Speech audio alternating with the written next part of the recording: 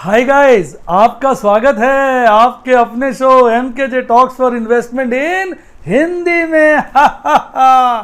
कैसे हैं आप सब भाई? आज तो निफ्टी के चार्ट पर भयंकर संकेत थे। ऐसा लग रहा था संकेतों को देखकर कि अब निफ्टी को कोई नहीं बचा सकता। अब निफ्टी एक गहरा गिरावट की तरफ बढ़ रहा है, ऐसा लगा है, जिसकी डिटेल में चर्चा आज के हम बाजार कल वाले सेक्शन में करेंगे, क्योंकि ये बात कल से रिलेटेड है। और दूसरी खास खबर आज आपको बताया फ्रैंकलिन की है, तो आज इन सभी खास बातों की चर्चा बारी बारी से करेंगे। पहले ही बता दूं, सबसे पहले आज हम बात करेंगे बाजार आज, उसके बाद एफआईज डीआईज एक्टिविटीज़, उसके बाद स्टॉक्स के अंदर आज हम चर्चा करेंगे फ्रैंकलिन के डेट फंड्स की, जिसके ऊपर बहुत हंगामा हो रहा है। आप लोगों के बहुत सारे प्रश्न हैं जिसके मैं उत्तर दूंगा। उसके बाद ऑप्शन चेन एनालिसिस, फिर बाजार कल, जिसमें आज बहुत खतरनाक निफ्टी का जो पंगा है उसको समझने की कोशिश करेंगे। और लास्ट में समय बचा तो अंतरराष्ट्रीय बाजार पर एक झलक डालेंगे। तो आइए आज का प्रोग्राम शुरू करते हैं। दोस्तों, बाजार आज में चार्ट आपके सामने आ गया। आज निफ्टी जो है एक पहाड़ी नुमा शेप के साथ इसका चार्ट बना है, आप देख रहे हैं स्क्रीन के ऊपर। बाजार खुलता है एक बड़ी गैप डाउन ओपनिंग के साथ। कल बाजार बंद हुआ था 9313 पर, आज बाजार खुलता है 9163 पर। यानी देखा जाए मोटा मोटा जो बाजार में 150 पॉइंट की जो है गिरावट के साथ बाजार खुलता है। उसके बाद बाजार खुलते ही थोड़ा गिरता है और नीचे एक बॉटम बनाता है 9141 का। उसके बाद बाजार बढ़ता जाता है, काफ़ी वैल्यू गेन करता है और टॉप बनाता है 9296 का, यानी लगभग 9300 का टॉप बनाता है। तब लोगों को लगता है कि भैया ये जो आज गिरावट थी खत्म होगी, अब तो बाजार तेज है। फिर बाजार करवट लेता है और गिरता जाता, काफ़ी नीचे जाकर क्लोज होता है 9154 पर, लगभग 9150 के ऊपर, जो कि पिछले दिन के मुकाबले 160 पॉइंट डाउन होता है। और यानी कुल बाजार जो है लगभग 0.25%, 1.71% की दर से पिछली क्लोजिंग के मुकाबले गिरकर बंद होता है। तो यानी कि आज बेसिकली बाजार जो है गिरकर बंद हुआ पिछली क्लोजिंग के मुकाबले, और बाजार जो है अच्छा खासा गिरावट दिखाता है।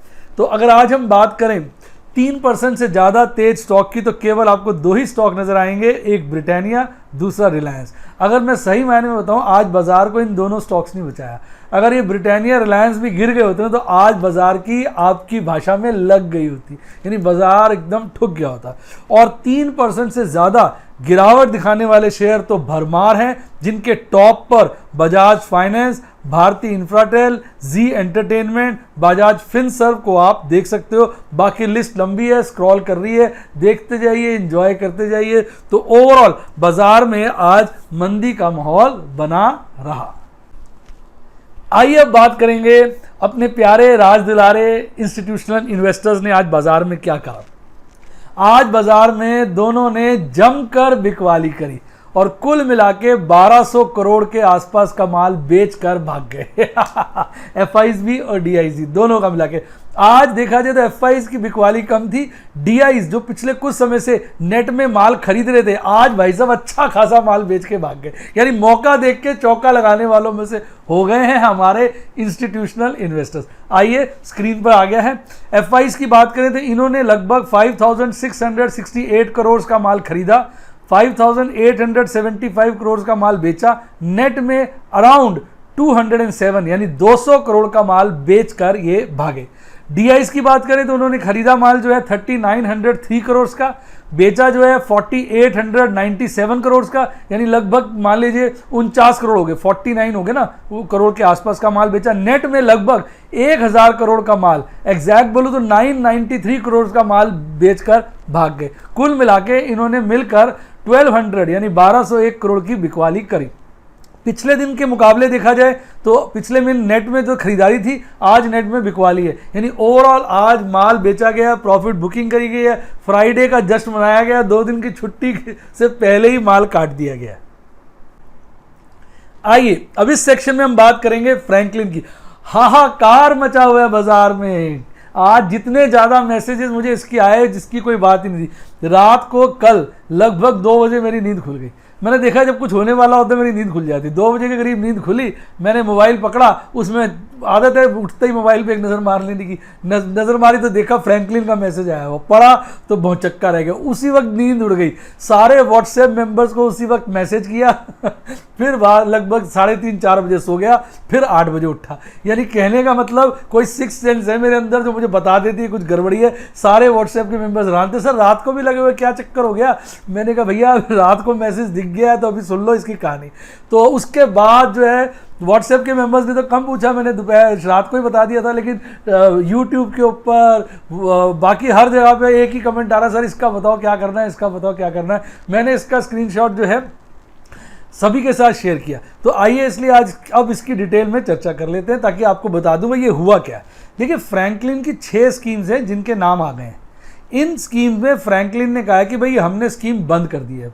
बंद करने का मतलब है ना तो अब हम इसमें पैसा लेंगे ना आपको लौटाएंगे।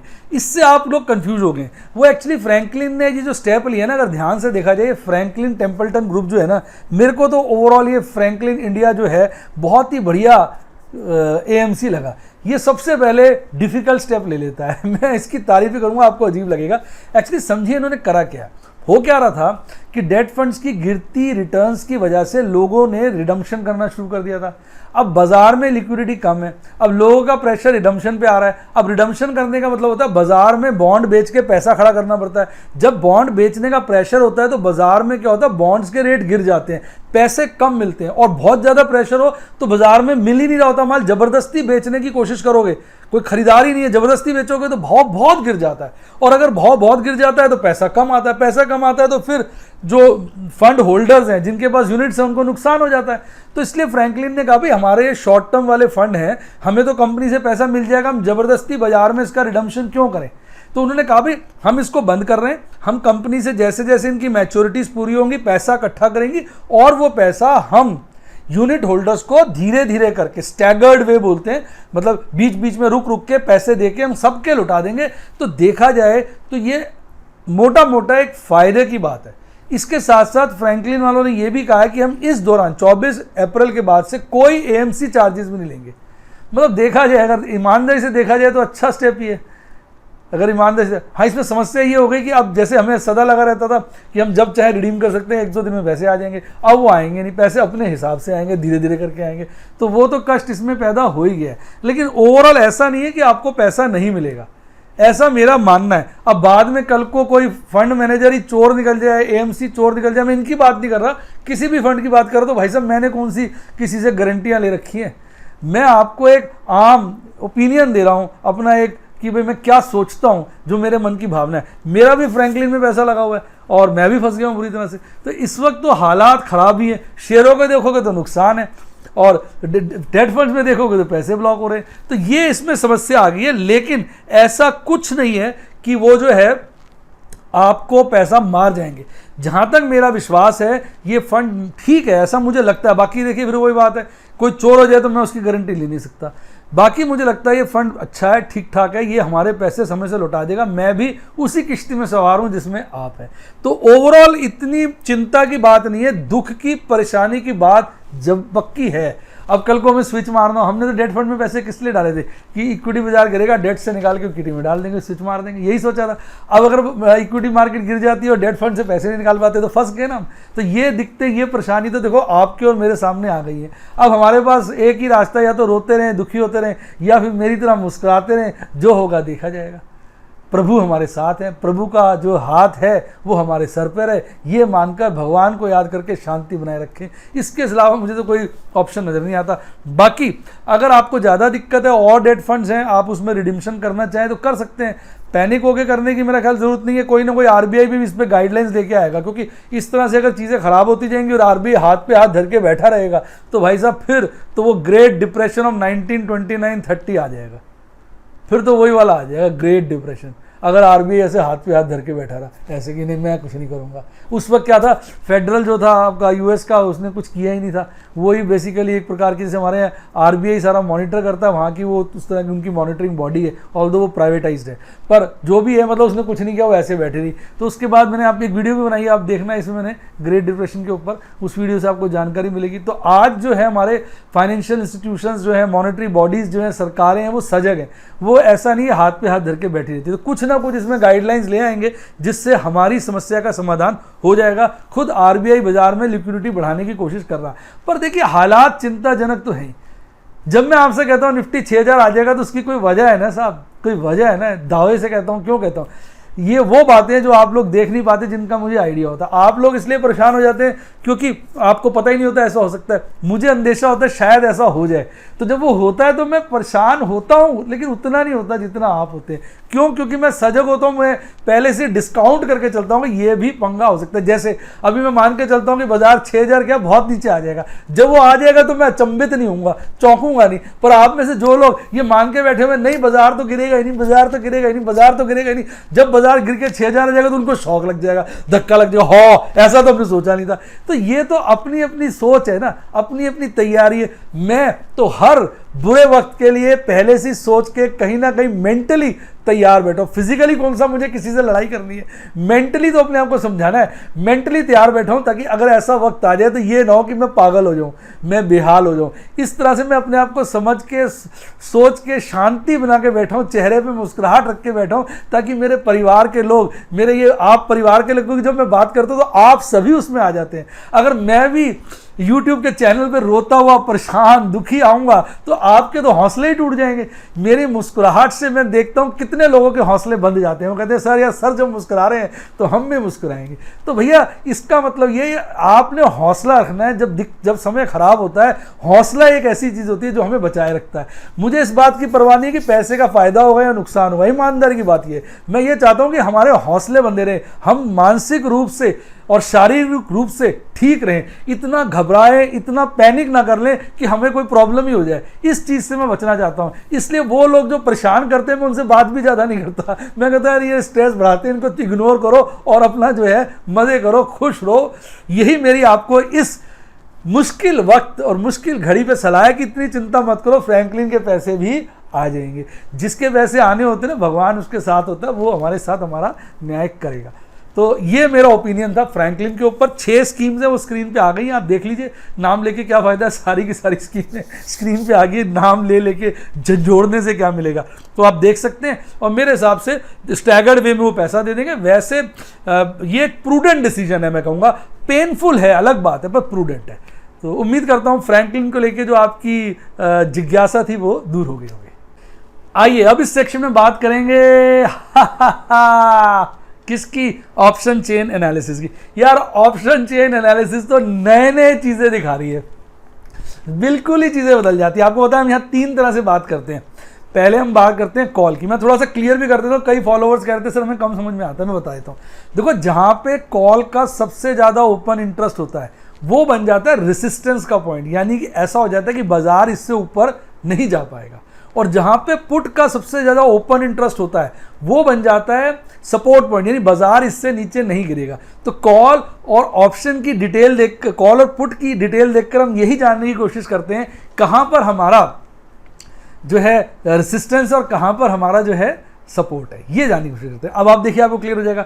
अब आज का डेटा देखिए, आज नीचे वाला, कल ऊपर वाला। आज के डेटा में आप देखिए भयंकर परिवर्तन आया यार, भयंकर परिवर्तन आया। आप देखिए कॉल का जो ओपन इंटरेस्ट है वो बुरी तरह से बढ़ गया है, खास तौर पे 9500 के लेवल पे।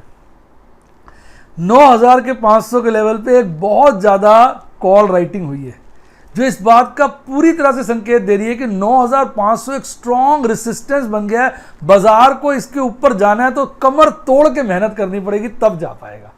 यानी एक भयंकर रेसिस्टेंस के रूप में आया, क्योंकि कल यहां पे ओपन इंटरेस्ट था लगभग 17 लाख का और आज 22 लाख का। लगभग 5 लाख की फ्रेश कॉल राइटिंग की गई है इस लेवल पर। और सेकंड लेवल जो है वो 9000 का है, पर वो इससे काफी पीछे है, यानी स्ट्रॉन्ग रेसिस्टेंस जो है 9500 के ऊपर है। तो 9500 एक भयंकर रेसिस्टेंस की तरह उभर के आया। आइए अब बात करते हैं पुट की। पुट की खास बात देखो आप कि मैक्सिमम पुट का जो ओपन इंटरेस्ट है वो 9000 के लेवल पर है, लेकिन आप कल के डाटा को आज के डाटा से कंपेयर करेंगे तो एक भयंकर चीज आपको देखने को मिलेगी कि ओपन इंटरेस्ट 9000 के लेवल पे ऑल्दो कल भी मैक्सिमम था, आज भी मैक्सिमम है, लेकिन ये भयंकर रूप से गिरा है। कल था ये लगभग 34 लाख का ओपन इंटरेस्ट और आज है लगभग 30.5 लाख, यानी 3.5 लाख से ओपन इंटरेस्ट पुट का कम हो गया। यानी लोगों ने पुट जो है स्क्वायर ऑफ कर दी है, क्लोज कर दी, अनवाइंडिंग हो गई है पुट की लगभग। तो इसका मतलब यह हुआ कि 9000 अभी भी एक अच्छा सपोर्ट पॉइंट है, लेकिन उसकी सपोर्ट की जो स्ट्रेंथ है उसमें कमजोरी आई है, कहीं ना कहीं वो हिल सा गया है।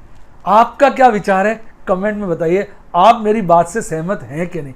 आपसे जब भी मैं कोई चीज पूछता हूं कमेंट में जरूर बताया करो, मैं कमेंट पढ़ता हूं आपके, उसी से मजा आता है। तो आज देखिए मैंने आपको कॉल और पुट जो चेन एनालिसिस होता है उसकी डिटेल भी समझा दी। एक इसको देखने का और तरीका होता है जिसको बोलते हैं point of maximum pain. Point of maximum pain वहां होता है जहां पर ओपन इंटरेस्ट कॉल और पुट दोनों का मिलाकर सबसे ज्यादा होता है, और यह माना जाता है कि बाजार कहीं ना कहीं यहीं पर जाके खत्म होगा। वो सेटलमेंट कहीं ना कहीं इस तरफ अप्रोच कर रहा है, क्योंकि यहां सबसे ज्यादा ओपन इंटरेस्ट है। यहां पर अगर बाजार बंद होगा तो यहां की सारी जो कॉल्स और पुट है वो एट द मनी रह जाएंगी। जो राइटर्स हैं उनको मोटा मुनाफा हो जाएगा और होल्डर ऐसे लटकते हुए घर चले जाएंगे। इसलिए यह माना जाता है कि जो राइटर्स हैं वो स्मार्ट हैं, जो होल्डर्स हैं वो बुद्धू हैं, तो यहाँ होल्डरों को नुकसान हो जाएगा और राइटरों को फायदा हो जाएगा। इसलिए इस थ्योरी के पीछे ये लॉजिक है, पॉइंट ऑफ मैक्सिमम पेन के पीछे। आपको ये लॉजिक अगर समझ में आया तो मेरी वीडियो को लाइक करें, क्योंकि लोगों को ये बात पता ही नहीं। अगर आपको समझ में आ गई तो लाइक करें और नीचे कमेंट लिख के बताएं कि कितना समझ में आया। तो इसलिए पॉइंट ऑफ मैक्सिमम पेन देखना बड़ा जरूरी है। ज्यादातर लोग ऑप्शन चेन एनालिसिस में इसकी चर्चा नहीं करते हैं, मैं आपके लिए स्पेशली ये सेक्शन बनाता हूं। अब आप देखिए 9000 का लेवल आज भी पॉइंट ऑफ मैक्सिमम पेन है, लेकिन अगर आप इसको पिछले दिन से कंपेयर करेंगे तो भाई साहब फिर आप देखेंगे कि यहां पर ओपन इंटरेस्ट कम हुआ है। Although point of maximum pain वही रहा है, पर ओपन इंटरेस्ट कम होने की वजह से साफ नजर आ रहा है कि कहीं ना कहीं इसमें हल्की सी कमजोरी का मतलब ये नहीं तो बंदा मर गया कमजोरी का मतलब थोड़ा हल्का कमजोर हो गया, यानी है तो यही पॉइंट ऑफ मैक्सिमम पेन, पर कहीं ना कहीं कमजोरी देखने को मिल रही है। बढ़त नहीं है, कमजोरी है। अगर मेरी बात आपको समझ में आई तो कमेंट में लिख के बताइए आपका क्या विचार है। मेरे हिसाब से तो अभी भी जो बाजार है मोटा मोटा कॉल पुट को देखा जाए तो 9000 और 9500 के बीच की रेंज बनती है। पॉइंट ऑफ मैक्सिमम पेन को देखा जाए तो वो 9000 के आसपास रखता है, पर इन सभी में देखा जा रहा है कि 9000 का लेवल थोड़ा कमजोर हुआ है, कमजोरी आई है, कहीं ना कहीं बाजार गिर सकता है, इस बात के चांसेस ज्यादा हो गए। अब बात कर लेते हैं आपके पुट कॉल रेशियो की। अब पुट कॉल रेशियो की बात करूं अगर मैं, तो साहब आज इसमें भी थोड़ा सा परिवर्तन है। इंडेक्स लेवल पे देखेंगे तो ये 0.83 से बढ़कर 0.86 हुआ है। स्टॉक लेवल पे भी देखेंगे तो 0.52 से बढ़कर 0.56 हुआ है। टोटल लेवल पे देखेंगे तो ये लगभग सेम है। तो अगर ये 1 के आसपास होता है तो हम मान के चलते हैं बाजार बैलेंस्ड है। 1 से ज्यादा नीचे होता है तो मान के चलते हैं कहीं ना कहीं बुलिश टेंडेंसीज है बाजार के अंदर, और 1 से ज्यादा ऊपर होता है तो मान के चलते हैं कहीं ना कहीं बेरिश टेंडेंसीज है। ऑल्दो इनके कई सारे ओपिनियन है, बात में बहुत सारी चीजें देखनी पड़ती है, पर अगर आप गूगल पर सर्च करेंगे तो मोटा मोटा आपको ये देखने को मिलेगा। तो यहां पर अभी भी बाजार कहीं ना कहीं बुलिश ही है, क्योंकि 1 से तो नीचे ही है, बहुत ज्यादा नीचे नहीं है, तो हल्का बुलिश ही कहेंगे। बुलिश की तरफ कह दीजिए, हल्का बुलिश कह दीजिए, जो अच्छा लगे। हाँ ये अलग बात है क्योंकि वो 0.83 से बढ़कर 0.86 हुआ है इंडेक्स लेवल पे, तो हम कह सकते हैं हल्की बुलिशनेस कम हुई है, हल्की बुलिशनेस कम हुई है। यही बात इंडेक्स ऑप्शन लेवल पे है, यही बात स्टॉक ऑप्शन लेवल पे है, एफएनओ टोटल लेवल पे ये बात नहीं, वो मेंटेन्ड है। तो ये थी हमारी सारी की सारी डिटेल्ड ऑप्शन चेन एनालिसिस। आइए बात करेंगे बाजार कल भी। भाई अब कल आने वाला हफ्ता कह दीजिए, आज तो फ्राइडे है तो कल तो नहीं कहेंगे, आने वाले हफ्ते में बाजार का क्या लग रहा है। भाई साहब आज चार्ट के अंदर 2 भयंकर काम हुए हैं, इसलिए मैंने वीडियो का टाइटल दिया था कि निफ्टी चार्ट पर भयानक गंभीर संकेत, भयानक संकेत। अब इसको क्या गिरने से कोई बचा पाएगा, ये मैं प्रश्न आपसे पूछ रहा हूं। जब मैं ये समझा दूंगा उसके बाद अपने दिल से पूछना आपको क्या लग रहा है। तो सबसे पहले हम कैंडल चार्ट को देखिए। देखिए आपके सामने कैंडल चार्ट आ गया। मैं आज की कैंडल को पहले बड़ा कर देता हूं। आप देखिए आज की कैंडल को मैंने बड़ा कर दिया, देख रहे हैं आप। आज की कैंडल बड़े होने के साथ ही आप देख रहे होंगे कि इसकी जो ऊपर वाली डंडी है, जिसको अपर विक कहते हैं, अपर टेल कहते हैं, वो काफी लंबी है। और जो हरी वाली बॉडी कहते हैं छोटी है, पतली है, और नीचे वाली विक छोटी है। तो जब नीचे वाली विक छोटी हो या ना हो, पर ऊपर वाली विक बहुत लंबी हो और बॉडी से कम दुगनी हो, और ये तो यार बॉडी से कम 5 गुना है, 6 गुना भी हो सकती है, हम नापना पड़ेगा। तो ये जिस तरह का जो पैटर्न नजर आता है, तो कई लोग इसको शूटिंग स्टार के नाम से पुकारते हैं, या ग्रेवस्टोन डोजी भी कहते थे। पर डोजी में नॉर्मली ना लोअर विक नहीं होती है, और ये जो बॉडी होती है बहुत ही पतली होती है, सिंगल लाइन बननी चाहिए, पर थोड़ी मोटी भी हो तो आप कह सकते हो। बाकी मिलते जुलते संकेत हैं। अब शूटिंग स्टार ये ज्यादा पॉपुलर है। तो ये बेसिकली आज शूटिंग स्टार हमारे सामने बन के आया है। और शूटिंग स्टार क्या होता है ये स्क्रीन पे आ गया, मैं आपको अपनी भाषा में समझा देता हूं। शूटिंग का स्टार जो होता है एक बेयरिश कैंडल स्टिक है, जिसमें अपर शेडो, अपर विक बहुत लंबी, अपर टेल कह लो, बड़ी लंबी होती है और मेन बॉडी से काफी ज्यादा होती है, और नीचे टेल हो भी सकती है और नहीं भी हो सकती, जो मैंने आपको समझाया। ये संकेत है, अगर ये तेजी में नजर आती है तो ये संकेत होती है कि बाजार गिरेगा। तो अभी तो तेजी में चल रहा है बाजार काफी दिनों से, तो अब ये आया है तो इसका मतलब संकेत है बाजार गिर सकता है। पर इसकी कंफर्मेशन हमें अगले दिन मिलती है, यानी आज इसके ने दर्शन दिए, अगले दिन अगर बाजार गिरता है, यानी अगले दिन बाजार गैप डाउन ओपनिंग करता है और गिर जाता है, तो फिर काफी हद तक कॉन्फिडेंस आ जाता है कि अब साला बाजार गिरेगा।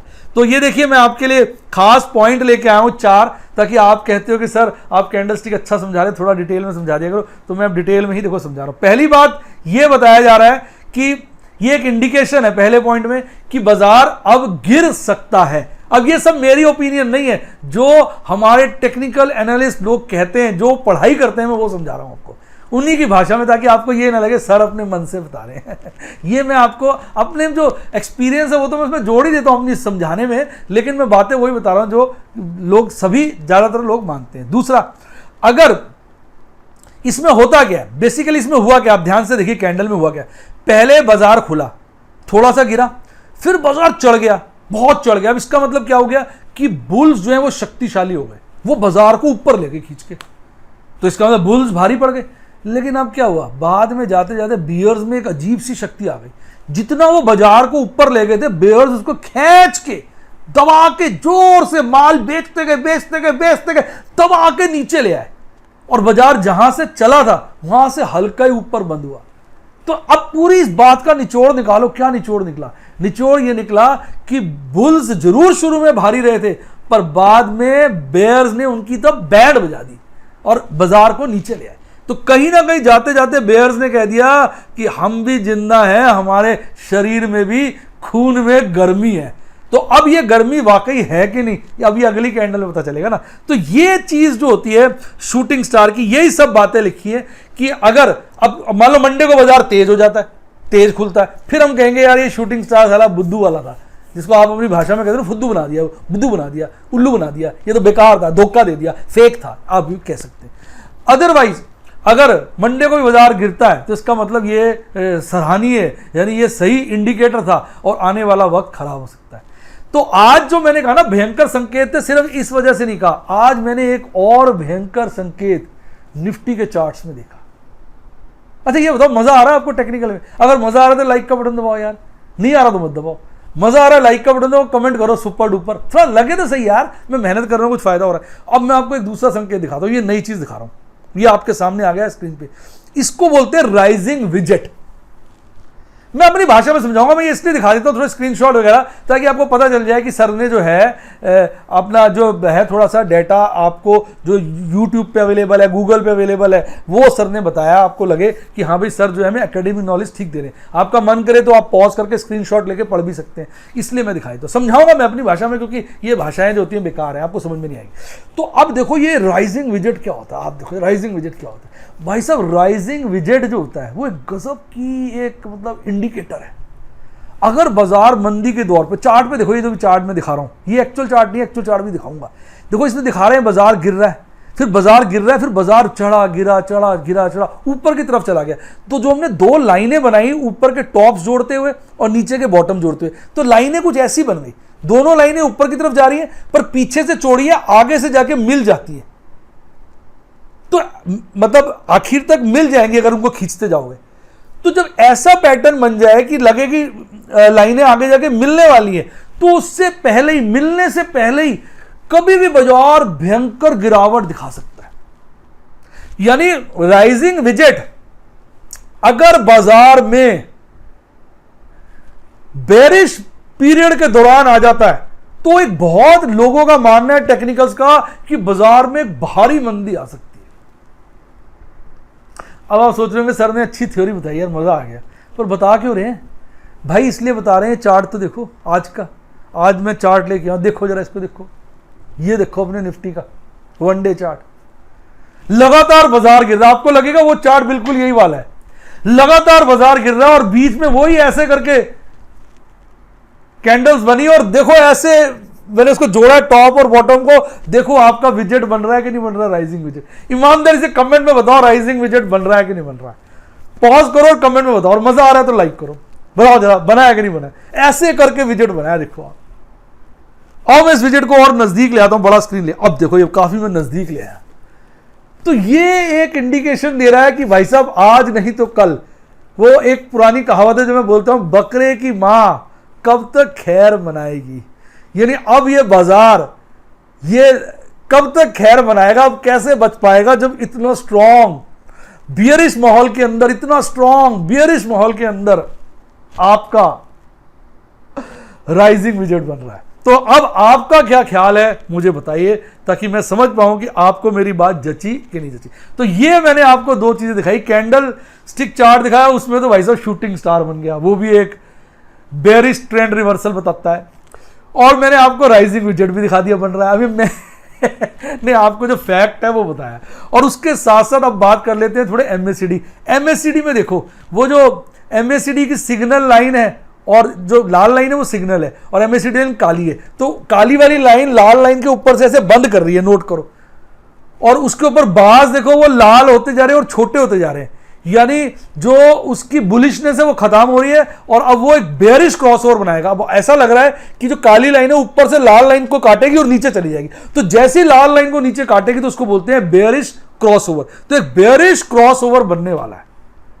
आप मानते हैं कि नहीं मानते? यानी एमएससीडी चार्ट को भी देखो तो फ्यूचर में यही नजर आ रहा है कि आने वाले समय में, वो मैं ये नहीं कह रहा हूं सारा कुछ मंडे को ही हो जाएगा, हो सकता है हफ्ता ले ले, हो सकता है 10 दिन ले ले, लेकिन इंडिकेशन जो इस वक्त बाजार के बन रहे हैं, स्पेशली ये राइजिंग विजेट जो बना रहा है, साफ कह रहा है कि भैया बाजार को गिरना चाहिए। बाकी तो यार मैंने कई बार बोला, अपने से ज्यादा ऑपरेटर पे विश्वास रखो, वो अगर चाहेगा तो गिरेगा, अगर साला वो उल्टा कर देता तो बाजार उल्टा ही हो जाता है।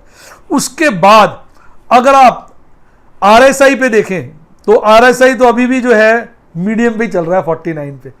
मैंने पहले भी आरएसआई का हर वीडियो में बताता हूं कि 80 पे आ जाए तो समझो बाजार गर्म हो गया, अब गिरेगा। 20 पे आ जाए तो समझो बाजार ठंडा हो गया, अब चढ़ेगा। ठीक है ना? तो मैक्सिमम गर्मी आ जाती है 80 पे, गर्मी के बाद सर्दी आनी चाहिए यानी बाजार गिरेगा। और मैक्सिमम सर्दी ठंडा आ जाती है 20 पे, ठंडे के बाद गर्म होना चाहिए यानी बाजार गर्म होगा यानी चढ़ेगा। यानी 20 पे आ जाता है आरएसआई तो माना जाता है चढ़ना चाहिए, 80 पे आ जाता है माना जाता है गिरना चाहिए। लेकिन ये साला खड़ा है बीच में 50 पे, तो अब इसको देख के तो पता नहीं चल रहा गिरेगा या चढ़ेगा। तो ये कमाल का आज जो है कैंडल स्टिक चार्ट देखने को मिला।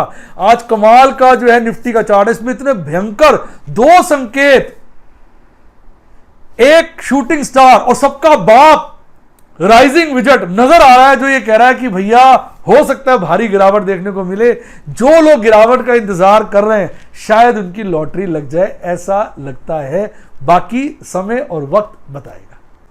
आइए बात कर लेते हैं अंतरराष्ट्रीय बाजार की। अंतरराष्ट्रीय बाजार तो इस वक्त टाइम हो रहा है लगभग 7:15 और बाजार थोड़े ठंडे से लग रहे हैं। 7:15 मतलब 7:13 है, तो सही मायने से डाउ तो अभी खुला नहीं, अभी तो वो टेस्टिंग सेशन चल रहा होता है ना पहले 15 मिनट का, तो डाउस पे तो अभी ज़्यादा पता नहीं चलेगा। फिर भी डाउस फ्लैट ही नजर आ रहा है, S&P भी फ्लैट नजर आ रहा है, नैस्डैक भी फ्लैट नजर आ रहा है, स्मॉल कैप 0.5% के करीब गिरा हुआ है। लेकिन अगर टोरंटो देखोगे तो वो 0.5% चढ़ा हुआ है। लेकिन बोस्पा जो ब्राजील का इंडेक्स है वो आज अच्छा खासा गिरा हुआ है, लगभग 2.5% से ज्यादा वो गिरा हुआ है। यानी ओवरऑल अंतरराष्ट्रीय बाजार कह सकते हो मोटा मोटा फ्लैट ही है, और थोड़ा सा बेरिशनेस ही उनके अंदर समाई हुई है। बड़ा आनंद आया मेरी वीडियो देख के, तो इस वीडियो को शेयर करो, लाइक करो और मेरे चैनल को सब्सक्राइब करो। इसके अलावा मैं डेली बेसिस पर सिल्वर के मेंबर्स को जनरल इन्फॉर्मेशन देता हूँ, गोल्ड के मेंबर्स को टेक्निकल बीच बीच में दिन में वो भी मैंने बढ़ा दिया, देना शुरू कर दिया है। और डायमंड के मेंबर्स के साथ मैं सबसे ज़्यादा शेयरिंग करता हूँ, उसमें स्पेसिफिक स्टॉक्स जो मैंने बेचे खरीदे होते हैं। जैसे मैंने आज रिलायंस बेचा है, मैंने उसका बता दिया था, कल भी रिलायंस बेचा था, मैंने उसका भी डायमंड को बता दिया। कल मैंने आइडिया बेचा था, वो भी मैंने डायमंड मेंबर्स को बताया था। कब बेचता हूँ, कब ऑर्डर लगवाता हूँ, सब बताता रहता हूँ। स्पेसिफिक स्टॉक डायमंड्स के साथ डिस्कस करता हूँ। टेक्निकल्स और जो कुछ खास जो स्मॉल केस हैं वो मैं गोल्ड के साथ डिस्कस करता हूं। और जो सिल्वर के साथ है, मैंने पीछे आपको बताऊंगा निफ्टी बैंक बेचा था, उसका मैंने स्क्रीनशॉट उनके साथ शेयर कर दिया था। तो मैंने तीनों के लेवल डिफाइन किए हुए हैं। तो ये जो सब्सक्राइब का नीचे बटन है ना, उसके साथ ज्वाइन बटन है, ज्वाइन बटन को दबाएंगे तो तीनों मेंबरशिप्स नजर आ जाएंगी।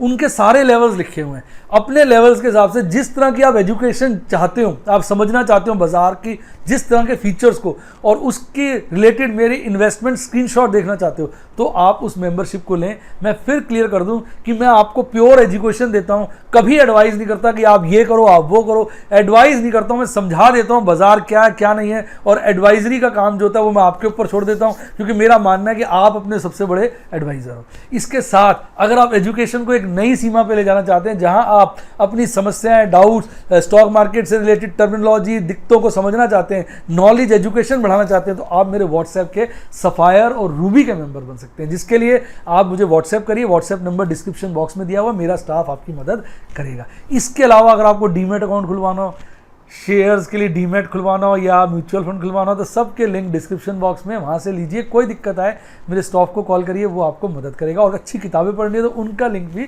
डिस्क्रिप्शन बॉक्स में। और टॉप पे आ रहा है टेलीग्राम चैनल, जहाँ मैं गुड मॉर्निंग अपडेट सुबह सुबह ढेरों न्यूज़ डाल देता हूँ, आपको आनंद आ जाता है। तो सुबह सुबह न्यूज़ आ जाती है, आप पढ़ेंगे तो आजकल तो मैसेज आ जाते हैं। न्यूज़ थोड़ी आज लेट डाली तो मैसेज आ गए, सर न्यूज़ डालो न्यूज़ डालो। उससे आपको क्या होता है, बिना मेहनत के सारी रेडीमेड न्यूज़ मिल जाती है। उम्मीद करता हूँ आपको मेरी वीडियो देख के अच्छा आनंद आता होगा। इसी के साथ साथ bye, God bless you, happy investing, और आप शेयर मार्केट में बहुत तरक्की करें, बहुत पैसा कमाएं। प्रभु आपके ऊपर अपनी मेहरबानी बनाए रखे। Bye bye.